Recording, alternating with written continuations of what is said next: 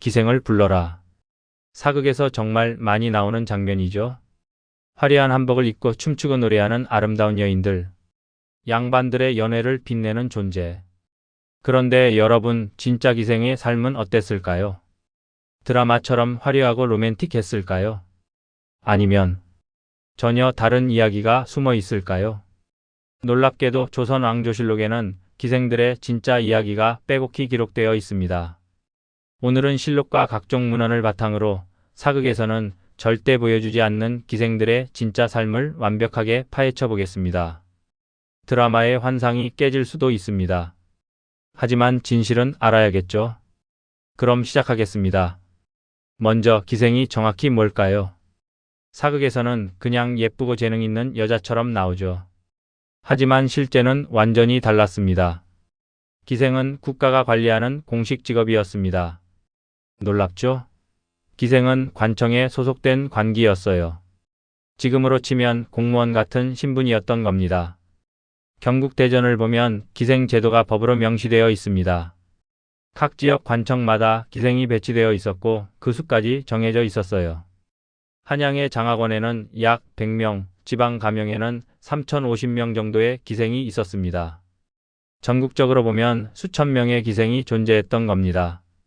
기생은 크게 세 등급으로 나뉘었습니다. 1패 기생 마이너스 최고 등급입니다. 춤, 노래, 악기, 시문에 모두 능통한 기생이었죠. 이들은 주로 왕실이나 고위 관리들의 연회에 참석했습니다. 오늘날로 치면 1급 예술가 같은 존재였어요. 2패 기생 마이너스 중간 등급입니다. 춤이나 노래 중 하나는 잘하지만 1패만큼 뛰어나지는 않았어요. 지방 감영이나 중급 관리들의 연회에 동원됐습니다. 3패 기생 마이너스 하급 기생입니다. 예능보다는 주로 자비를 했어요. 바느질, 빨래, 청소 같은 일을 도맡아 했죠. 그럼 기생은 뭘 했을까요? 첫째, 관청의 연회에서 춤과 노래를 담당했습니다. 중국 사신이 오거나 왕실 행사가 있거나 지방 관리들의 연회가 있을 때 기생들이 동원됐어요. 이것이 기생의 가장 중요한 임무였습니다. 실록을 보면 사신 접대 기록이 정말 많이 나옵니다. 명나라 사신이 오면 최고급 기생들을 총동원해서 접대했어요. 조선의 문화 수준을 보여주는 것도 기생들의 몫이었던 겁니다. 둘째, 손님 접대를 했습니다. 여기서 접대가 무슨 의미인지는 곧 자세히 말씀드리겠습니다. 셋째, 바느질과 길쌈 같은 자빌도 했습니다. 실록을 보면 기생들이 관청의 옷을 만들거나 수선하는 기록이 나옵니다. 연회 때만 일하는 게 아니었던 거죠. 특히 3패 기생들은 거의 하녀처럼 일했습니다. 궁궐이나 관청의 청소, 빨래, 음식 준비까지 도맡았어요. 넷째, 전령 역할도 했습니다. 놀랍게도 기생들이 비밀 전령으로 활용된 경우도 있었습니다. 여자라서 의심받지 않고 여러 곳을 드나들 수 있었거든요. 임진왜란 때 몇몇 기생들이 첩보 활동을 했다는 기록도 있습니다. 그런데 여기서 중요한 질문. 어떻게 기생이 될까요? 사극에서는 재능 있는 여자가 자발적으로라고 나오죠? 현실은 정반대였습니다. 기생이 되는 경로는 크게 5가지였습니다. 첫째, 타고난 천민 신분. 기생의 딸은 자동으로 기생이 됐습니다. 어머니가 기생이면 딸도 기생. 선택의 여지가 없었어요. 태어나자마자 운명이 정해진 거죠. 경국대전에는 기생의 딸은 기생이 된다고 명시되어 있습니다. 둘째, 죄인의 가족. 영모나 큰 죄를 지은 사람의 부인, 딸들은 관비로 보내졌습니다. 실록에 이런 기록이 정말 많아요. 역적 아무개의 처자를 관비로 삼았다. 관비는 관청 소속종, 그중 일부가 기생이 된 겁니다. 연산군 일기를 보면 연산군이 미워하는 신하의 처자를 모두 기생으로 만든 기록이 수없이 나옵니다. 셋째, 인신매매. 가난한 집에서 딸을 팔면 그 딸이 기생이 되는 경우도 많았습니다. 중종실록에는 이런 기록이 있습니다. 가난한 백성들이 딸을 팔아 기생으로 보낸다. 너무 어린 나이에 기생이 되어 고통받는다. 6살, 7살 어린아이가 기생이 되는 경우도 있었다는 겁니다. 넷째, 납치. 믿기 어렵겠지만 예쁜 여자아이를 납치해서 기생으로 만드는 경우도 있었습니다. 선조실록에는 이런 사건이 기록되어 있습니다. 어떤 관리가 민가의 어린 딸을 강제로 데려가 기생으로 삼았다. 백성들이 크게 원망한다. 다섯째, 빚 때문에. 집안이 빚을 갚지 못하면 딸을 기생으로 보내는 경우도 있었습니다. 일종의 인적 담보였던 거죠. 자, 이제 그림이 그려지시나요? 기생은 화려한 예술가가 아니었습니다. 선택의 여지 없이 그 신분에 갇힌 여성들이었던 거죠. 그럼 기생이 된 여자아이들은 어떻게 교육받았을까요? 기생들은 교방이라는 곳에서 훈련받았습니다. 교방은 기생들을 교육하고 관리하는 기관이었어요. 한양에는 장학원 산하에 교방이 있었고 지방에는 각 감역마다 교방이 있었습니다. 교방의 교육 과정을 자세히 살펴보겠습니다. 입교 나이는 710살. 어린 나이에 교방에 들어와서 10년 이상 훈련받았습니다. 그러니까 20살 전후가 되어야 본격적으로 기생 활동을 할 수 있었던 거죠. 첫 번째 교육춤. 기생들은 다양한 춤을 배워야 했습니다. 건무, 승무, 항무, 처용무. 각각의 춤은 배우는 데만 몇 년씩 걸렸어요. 춤 선생은 보통 나이 든 기생들이 맡았습니다. 이들을 교기라고 불렀죠. 교기들은 정말 엄격했습니다. 동작이 틀리면 회초리로 때렸어요. 손등, 종아리를 가리지 않고 맞았습니다. 두 번째 교육 노래. 가곡, 가사, 시조를 배워야 했습니다. 조선시대 음악은 굉장히 복잡했어요. 음정, 박자, 창법을 모두 외워야 했죠. 목소리 훈련도 혹독했습니다. 매일 아침 새벽같이 일어나서 발성 연습을 했어요. 목이 쉬거나 삐끗하면 당연히 맞았습니다. 세 번째 교육 악기. 기생들은 최소 23가지 악기를 다룰 줄 알아야 했습니다. 검은고, 가야금, 비파, 대금, 피리, 장구. 선택이 아니라 필수였어요. 1패 기생이 되려면 5가지 이상의 악기를 능숙하게 다뤄야 했습니다. 네 번째 교육시문. 고급 기생은 글을 읽고 쓸 줄 알아야 했습니다. 한문을 배우고 시를 짓는 법을 배웠어요. 양반들과 시를 주고받으며 대화할 수 있어야 했으니까요. 하지만 이건 1패 기생에게만 해당됐습니다. 2패, 3패 기생들은 글을 배우지 못하는 경우가 많았어요. 다섯 번째 교육 예절. 기생들은 까다로운 예절 교육을 받았습니다. 걷는 법, 앉는 법, 술 따르는 법, 대화하는 법. 모든 것에 규칙이 있었어요. 양반들을 모시는 법도 철저히 배웠습니다. 어떻게 말하고 어떻게 행동해야 하는지 끊임없이 훈련받았죠. 여섯 번째 교육 화장과 의상. 기생들은 화장법과 옷 입는 법도 배워야 했습니다. 조선시대의 화장은 생각보다 복잡했어요. 분을 바르고 연지를 찍고 눈썹을 그리고 옷도 마찬가지였습니다. 치마 저고리를 우아하게 입는 법, 댕기를 예쁘게 다는 법을 배웠어요. 이 모든 교육을 받는 동안 기생들은 어떻게 살았을까요? 교방은 일종의 기숙사였습니다. 기생들은 여기서 함께 생활했어요. 하루 일과는 정말 빡빡했습니다. 새벽 5시 기상 3명과 화장, 아침 식사, 오전 훈련, 춤, 노래, 점심 식사, 오후 훈련, 악기, 시문, 저녁 식사, 연회 참석 또는 추가 연습, 취침. 휴일은 거의 없었습니다. 명절 때나 잠깐 쉴 수 있었죠. 잘못하면 어떻게 됐을까요? 실록에는 기생이 벌을 받은 기록이 많이 나옵니다. 기생 아무개가 춤을 잘못 추어 곤장 20대를 맞았다. 기생 아무개가 노래를 틀려서 꿇어앉아 하루 종일 반성했다. 폭력과 체벌이 일상이었던 겁니다. 자, 이제 훈련을 마치고 정식 기생이 된 여성들의 하루를 살펴보겠습니다. 만기요람과 여러 문헌을 종합하면 기생들의 일상은 이랬습니다. 새벽 6시 기상. 기생들은 새벽같이 일어나서 세수하고 머리를 손질했어요. 화장하고 옷 입는 데만 23시간이 걸렸습니다. 조선시대 화장은 정말 복잡했거든요. 분을 여러 번 바르고 연지곤지를 찍고 눈썹을 그리고 입술에 색을 입히고 머리도 마찬가지였습니다. 쪽을 찌고 비녀를 꽂고 댕기를 다는데 한참이 걸렸어요. 오전 9시 출근.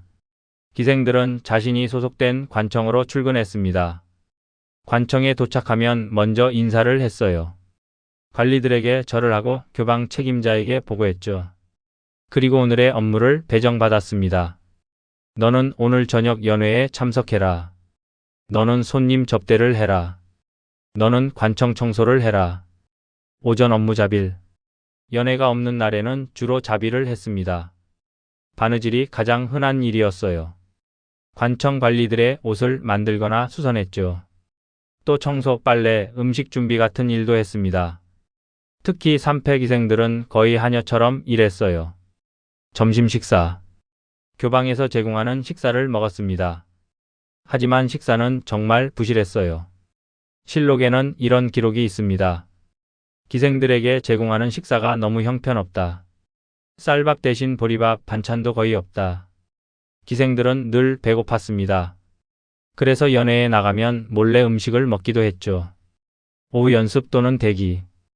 연회가 예정되어 있으면 오후에 춤과 노래를 연습했습니다. 연회가 없으면 교방에서 대기했어요. 언제든 호출받을 수 있도록 준비하고 있어야 했죠. 이 시간에 악기 연습을 하거나 시를 외우거나 서로 기술을 연마했습니다. 저녁 연회 참석. 연회가 있는 날에는 저녁부터 본격적인 일이 시작됐습니다. 관청이나 양반 저택으로 가서 춤추고 노래하고 술을 따르고 손님들과 이야기하고. 연회는 밤늦게까지 때로는 새벽까지 이어졌습니다. 기생들은 피곤해도 웃어야 했고 아파도 춤춰야 했습니다. 한밤중 수청. 연회가 끝나면. 이 부분은 다음 장에서 자세히 다루겠습니다. 기생들의 수입은 어땠을까요? 놀랍게도 기생들은 거의 돈을 받지 못했습니다. 경국대전에 따르면 관기는 국가에서 의복과 식사를 제공받았지만 급료는 거의 없었어요. 대신 연회에 나가면 손님들에게 팁을 받을 수 있었습니다. 이것을 화대라고 불렀어요. 말 그대로 꽃값이죠. 화대는 얼마나 받았을까요? 기록을 보면 한 번 연회에 나가서 받는 화대가 쌀 12두 정도였습니다. 오늘날 돈으로 치면 2만 3만 원 정도죠. 하지만 이 화대도 대부분 교방에 바쳐야 했고 기생 본인에게 돌아오는 건 3,040%에 불과했습니다. 그러니 실제로 한 번 연회에 나가서 받는 돈이 고작 10,000원 정도였던 겁니다. 1패 기생은 조금 나았습니다. 화대를 더 많이 받고 귀한 선물을 받기도 했으니까요. 하지만 2패, 3패 기생들은 정말 가난했습니다. 실록을 보면 가난한 기생들이 굶주림에 시달렸다는 기록이 나옵니다. 세종실록에는 이런 구절이 있습니다. 한양의 기생들이 너무 가난하여 제대로 먹지 못한다. 옷도 헤어져서 연회에 나가기 부끄러운 지경이다. 화려한 겉모습 뒤에 가난과 굶주림이 있었던 겁니다. 자, 이제 가장 민감한 주제입니다. 사극에서는 양반과 기생의 로맨스가 자주 나오죠. 신분을 초월한 사랑, 아름답고 순수한 관계. 현실은 전혀 달랐습니다. 기생들은 성적 착취의 대상이었습니다. 이건 감추거나 미화할 수 없는 역사적 사실입니다. 경국대전에는 명시되어 있지 않지만 실제로 기생들은 관리들의 성적 접대를 해야 했습니다. 이것을 수청이라고 불렀어요. 지방으로 부임한 관리는 그 지역 기생을 점지할 수 있었습니다. 점지당한 기생은 그 관리의 수청을 들어야 했죠. 거부하면 매를 맞거나 더 심한 처벌을 받았습니다. 실록에는 이런 기록이 있습니다. 어떤 기생이 수청을 거부하자 관리가 곤장 50대를 때리고개 가두었다. 수청은 선택이 아니라 강요였던 겁니다. 더 끔찍한 사실이 있습니다. 관리들은 기생을 마음대로 폭행할 수 있었습니다. 성종실록에는 이런 사건이 기록되어 있습니다. 어떤 수령이 기생을 때려서 중상을 입혔다. 그 기생이 며칠 후 죽었다. 백성들이 원망한다. 사람을 죽여놓고도 큰 처벌을 받지 않았습니다. 기생은 천민이었으니까요. 연산군 일기를 보면 더 충격적인 기록들이 나옵니다. 연산군은 전국에서 아름다운 여자들을 기생으로 만들어 궁궐로 데려왔습니다. 그리고 궁궐에서 밤낮으로 음란한 일을 벌였다. 기생들이 도망치려 하면 엄한 벌을 내렸다. 어떤 기생은 견디지 못하고 스스로 목숨을 끊었다. 이게 현실이었습니다. 그럼 기생들은 어떻게 느꼈을까요? 한중록에 나오는 한 기생의 이야기를 보겠습니다. 몸은 더럽혀지고 마음은 찢어진다. 하지만 거부할 수 없다. 이것이 내 운명이다. 죽고 싶어도 죽을 수 없다. 가족들이 나 때문에 살아가니까. 가슴 아픈 고백이죠. 많은 기생들이 심리적 고통에 시달렸습니다. 우울증, 자해, 자살 시도. 이런 기록들이 실록 곳곳에 나옵니다. 물론 예외도 있었습니다. 황진이 같은 명기들은 교양과 재능으로 존중받기도 했어요. 양반들과 시를 주고받고 예술적 교류를 하기도 했죠. 일부 양반과 기생 사이에 진짜 사랑이 있었던 경우도 있었습니다. 하지만 이런 경우는 극소수였습니다. 전체 기생의 1%도 안 됐을 겁니다. 대부분의 기생들은 이름도 남기지 못하고 착취당하고 버려졌습니다. 더 충격적인 사실이 있습니다. 기생들은 자식을 가질 수 없었습니다. 정확히는 자식을 낳아도 그 아이는 천민이 됐고 딸이면 자동으로 기생이 됐어요. 경국대전에 명시되어 있습니다. 기생의 자녀는 어머니의 신분을 따른다. 그래서 많은 기생들이 임신을 피하려고 했습니다. 낙태를 하거나 아이를 버리는 경우도 많았죠. 실록에는 이런 기록이 있습니다. 기생들이 아이를 낳으면 버린다. 그 아이들이 길거리에서 죽어간다. 이것이 너무 잔인하니 대책을 마련해야 한다. 대책은 마련됐을까요? 아니요. 조선시대 내내 이 문제는 해결되지 않았습니다. 어떤 기생들은 아이를 낳고도 자기 자식인 줄 숨겼습니다. 아이가 기생이 되지 않도록 하기 위해서였죠. 하지만 들키면 어머니와 딸 모두 처벌받았습니다. 끔찍하지 않나요? 그래도 역사에 이름을 남긴 기생들이 있습니다. 이들의 진짜 이야기를 깊이 있게 들어보겠습니다. 첫 번째, 황진이. 조선 최고의 명기로 알려진 황진이. 사극에서는 자유롭고 당당한 여성으로 나오죠. 실제 황진이는 어땠을까요? 황진이는 개성기생이었습니다. 16세기 중종 때 활동했어요. 청구야담, 어우야담 같은 야담집을 보면 황진이에 대한 여러 이야기가 나옵니다. 황진이는 정말 뛰어난 재능을 가졌다고 합니다. 시를 잘 지었고 검은고를 명인처럼 탔으며 춤도 일품이었다고 해요. 서경덕, 이사종 같은 당대 최고의 학자들과 교유했다는 기록도 있습니다. 황진이의 유명한 일화가 있죠. 고승 지족선사를 유혹해서 파괴시켰다는 이야기. 하지만 이건 후대에 만들어진 이야기일 가능성이 높습니다. 실제 황진이는 어떤 삶을 살았을까요? 기록을 종합하면 황진이는 양반 집안의 소녀로 태어났습니다. 아버지는 양반이었지만 어머니가 천민이었던 거죠. 소녀는 양반이 될 수 없었습니다. 그래서 황진이는 기생이 됐어요. 황진이는 재능이 뛰어나서 일패기생이 됐고 많은 양반들과 교유했습니다. 하지만 황진이도 결국은 기생이었습니다. 신분의 한계를 벗어날 수는 없었어요. 평생 천민으로 살았고 사랑하는 사람과 결혼할 수도 없었습니다. 황진이의 시를 하나 보겠습니다. 청산은 내 뜻이여 녹수는 님의 정. 녹수 흘러간들 청산이야 변할손가. 녹수도 청산을 못 잊어 울어 예어가노라. 아름답지만 슬픈 시죠. 변하지 않는 사랑을 노래하지만 그 사랑은 이루어질 수 없었습니다. 황진이는 50세 전후에 외롭게 죽었습니다. 그녀를 기억하는 사람은 거의 없었어요. 두 번째, 농계. 임진왜란 때 외장을 안고 남강에 뛰어든 의기농계. 농계는 진주 기생이었습니다. 본명은 준흥계였다고 전해집니다. 1593년 진주성이 함락됐을 때 논계는 외장을 유혹해서 강에 뛰어들었다고 전해집니다. 징비록과 선조수정실록에 이 이야기가 나옵니다. 하지만 기록은 아주 짧습니다. 진주성이 함락될 때 한 기생이 적장을 안고 강에 뛰어들었다. 백성들이 그녀를 의기라 불렀다. 논계에 대한 자세한 기록은 거의 없어요. 어떻게 생겼는지, 어떤 삶을 살았는지, 가족은 누구인지 후대에 만들어진 이야기가 많습니다.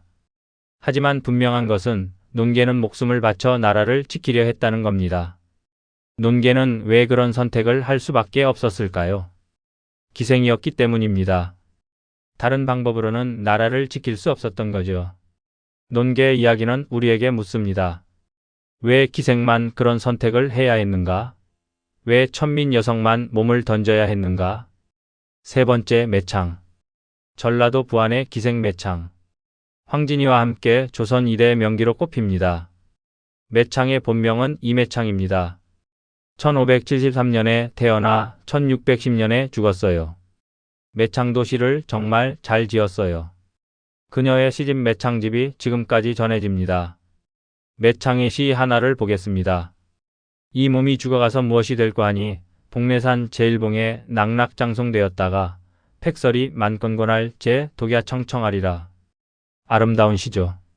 눈 덮인 겨울에도 푸른 소나무처럼 홀로 푸르고 싶다는 내용입니다. 하지만 매창의 실제 삶은 그렇지 못했습니다. 매창은 30대 중반에 병으로 죽었습니다. 정확한 나이는 알 수 없지만 36세 전후였을 거라고 추정됩니다. 기생들의 수명은 짧았어요. 혹독한 생활, 병, 과로 스트레스. 30살을 넘기기 어려웠습니다. 매창이 죽었을 때 그녀를 아끼던 선비 유희경이 시를 지었습니다. 재주는 뛰어났으나 운명은 기박했다. 젊은 나이에 세상을 떠나니 슬프도다. 재주는 있었지만 운명은 기구했다. 이것이 기생들의 삶이었습니다. 네 번째, 개월양. 평양 기생 개월양. 임진왜란 때 활약한 또 다른 의기입니다. 개월양은 왜군에게 잡혀갔다가 탈출해서 조선군에게 적의 정보를 전달했습니다. 첩보 활동을 한 거죠. 연려실 기술에 이 이야기가 기록되어 있습니다. 개월양은 목숨을 걸고 정보를 전달했고 조선군이 승리하는 데 기여했습니다. 하지만 전쟁이 끝난 후 개월양은 어떻게 됐을까요? 기록이 없습니다. 아마 다시 기생으로 돌아가서 평범하게 살다 죽었을 겁니다. 전쟁 영웅이었지만 그녀에게 돌아온 것은 아무것도 없었습니다. 다섯 번째, 이매화. 평양 기생 이매화. 병자호란 때 청나라 장수에게 끌려갔다가 돌아온 기생입니다. 이매화는 청나라에 끌려가서 온갖 수모를 겪었습니다. 하지만 끝까지 살아남아서 조선으로 돌아왔죠. 조선으로 돌아온 이매화를 백성들은 어떻게 대했을까요? 청나라에 끌려간 더러운 여자라고 손가락질했습니다. 이매화는 평생 그 상처를 안고 살았습니다. 이런 기생들의 이야기는 우리에게 무엇을 말해줄까요? 재능이 있어도 나라를 위해 목숨을 바쳐도 기생이라는 신분은 벗어날 수 없었습니다. 자, 다시 처음 질문으로 돌아가 보겠습니다. 사극 속 기생과 진짜 기생 얼마나 다를까요? 정리해 보겠습니다.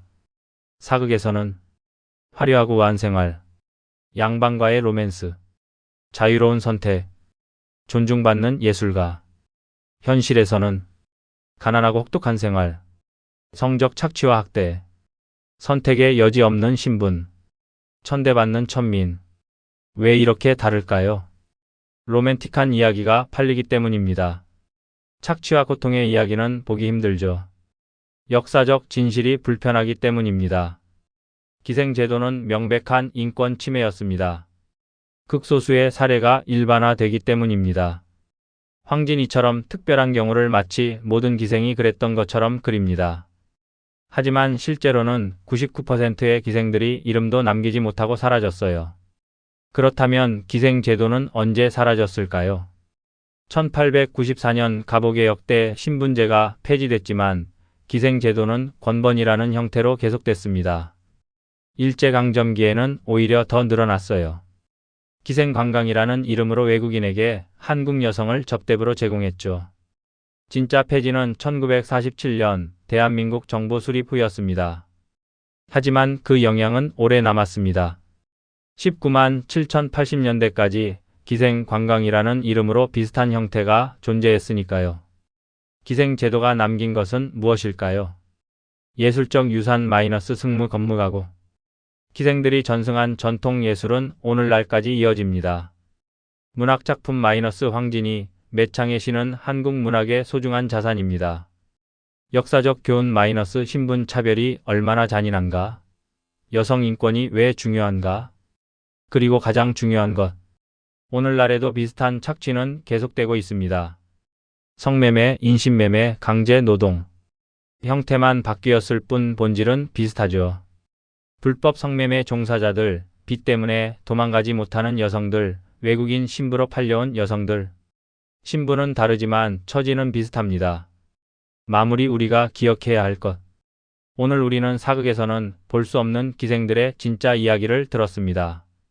화려한 겉모습 뒤에 숨겨진 고통과 슬픔. 선택할 수 없었던 운명. 그럼에도 살아내야 했던 삶. 기생들은 시대의 희생자였지만 동시에 생존자였습니다. 혹독한 환경 속에서도 춤추고 노래하며 살아냈죠. 일부는 역사에 이름을 남기기도 했고요. 우리가 기억해야 할 것은 이겁니다. 역사는 승자만의 이야기가 아닙니다. 소외되고 천대받던 사람들의 이야기도 역사입니다. 기생들의 이야기는 조선시대 여성들의 이야기이고 신분제 사회의 모순을 보여주는 이야기이며 인간의 존엄성에 대한 이야기입니다. 다음에 사극을 보실 때 화려한 기생의 모습 뒤에 숨겨진 진실을 기억해 주세요. 그리고 질문을 던져보세요. 왜 여성만 그런 희생을 강요받았는가? 왜 신분이라는 이유로 인간의 존엄성이 짓밟혔는가? 오늘날 우리 사회에도 비슷한 일은 없는가? 역사를 배우는 것은 과거를 아는 것이 아니라 현재를 바꾸고 미래를 만드는 일입니다. 여러분은 어떻게 생각하시나요? 사극 속 기생과 진짜 기생 얼마나 다르다고 느끼셨나요? 그리고 오늘 이야기 중 가장 충격적이었던 부분은 무엇이었나요? 댓글로 여러분의 생각을 꼭 남겨주세요. 여러분의 의견이 정말 궁금합니다. 다음 시간에는 어떤 조선시대 이야기를 다뤘으면 좋을까요? 조선 최고 부자는 누구였나? 조선시대 결혼 비용은 얼마? 조선 백성의 하루 일과 등 댓글로 남겨주세요. 오늘도 끝까지 시청해주셔서 정말 감사합니다. 구독과 좋아요는 큰 힘이 됩니다. 알람 설정까지 해두시면 새로운 영상을 가장 먼저 보실 수 있어요. 다음 시간에 더 흥미로운 역사 이야기로 찾아뵙겠습니다. 여러분 감사합니다.